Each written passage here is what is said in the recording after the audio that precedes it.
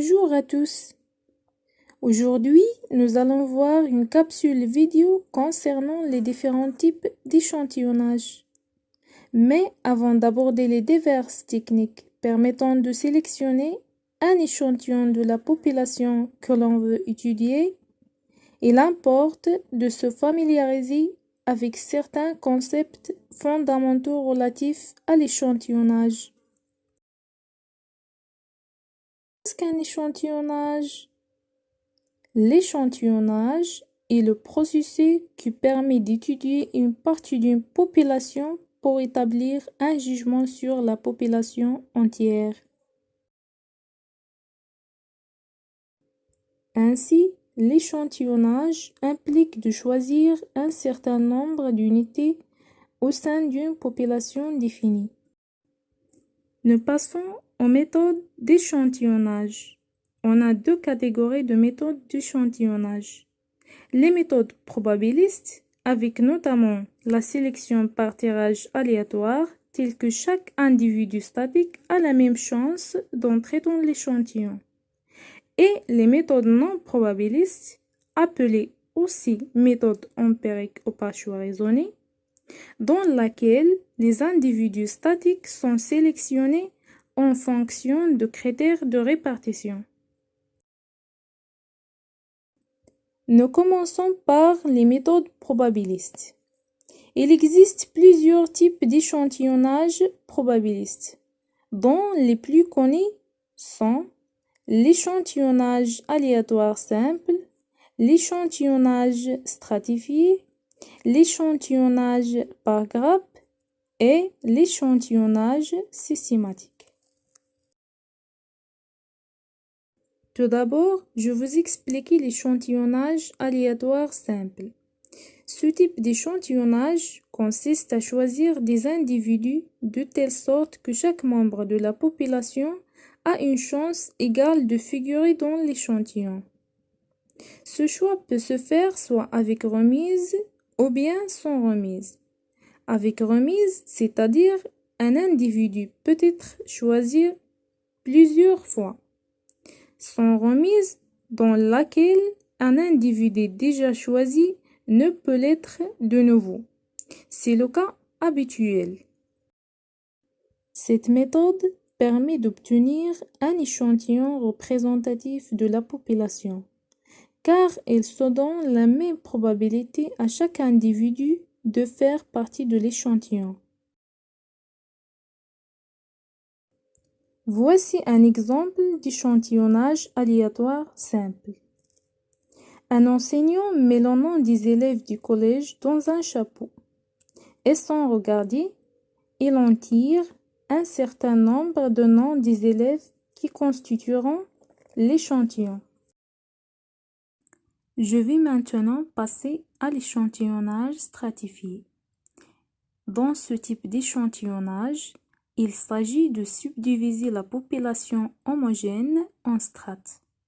Cette méthode consiste de retrouver dans l'échantillon les mêmes proportions pour chacune des strates, selon les caractéristiques choisies pour l'étude dans la population visée.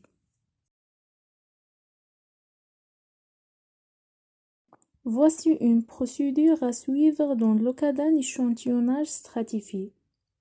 Premièrement, on subdivise la population en strates qui sont mutuellement exclusives. Deuxièmement, proportionnellement à son importance dans la population, on calcule combien il faut d'individus au sein de l'échantillon pour représenter chaque strate. Troisièmement, dans chacune des strates, on choisit au hasard le nombre nécessaire d'individus. Le type suivant est l'échantillonnage par grappe. Ces techniques d'échantillonnage probabiliste entraînent la division de la population en groupes appelés grappes. Les grappes sont des sous-ensembles de la population. On sélectionne au hasard un certain nombre de grappes pour représenter la population, ainsi que tous les individus des grappes choisis. Voici une image illustrative de l'échantillonnage par grappe.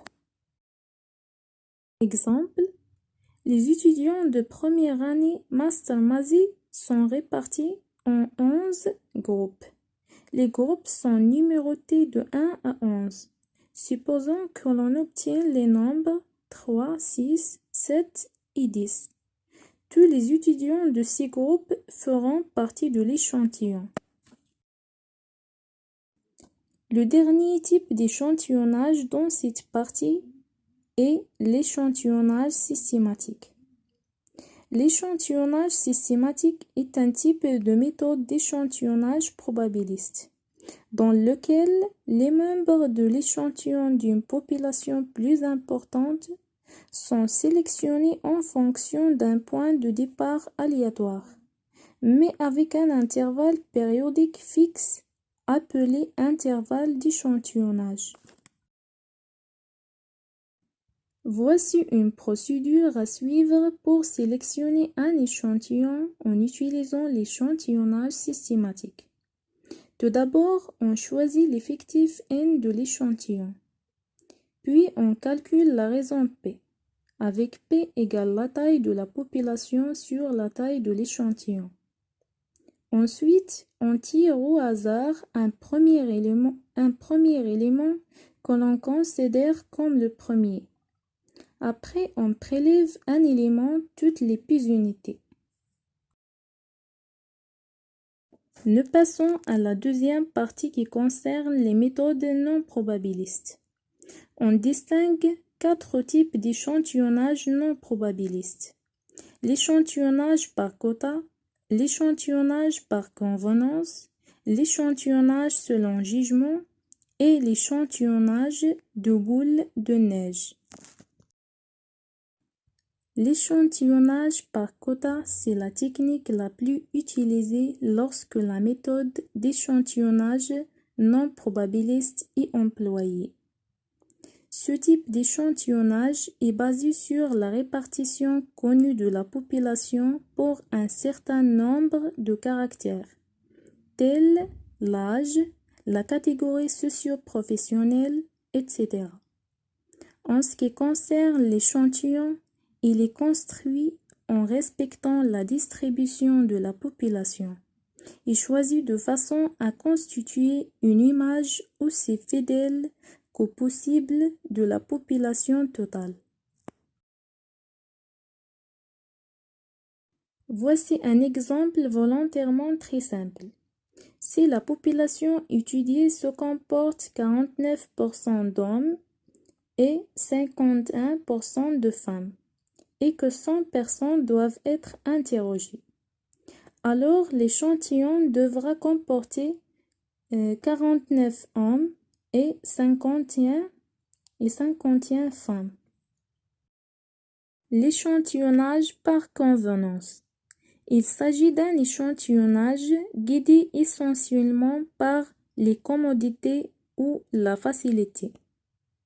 Cela consiste à interroger la première personne rencontrée, qui accepte de répondre et qui est capable de fournir des informations sur le sujet étudié.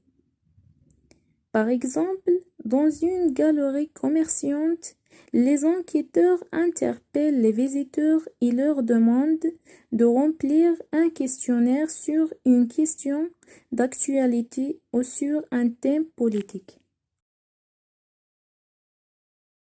L'échantillonnage selon jugement consiste à sélectionner les individus qui feront partie de l'échantillon en se basant sur un certain jugement qu'on a au sujet de la composition de la population. En effet, le chercheur juge que l'échantillon va lui permettre d'atteindre les objectifs de la recherche. Nous terminons cette partie par l'échantillonnage de boule de neige. Dans ce type d'échantillonnage, appelé aussi échantillonnage par réseau, les individus sont sélectionnés en fonction de leur lien avec un noyau d'individus. On se base par exemple sur les réseaux sociaux, les amitiés, les relations d'affaires, etc. pour traiter de nouveaux sujets.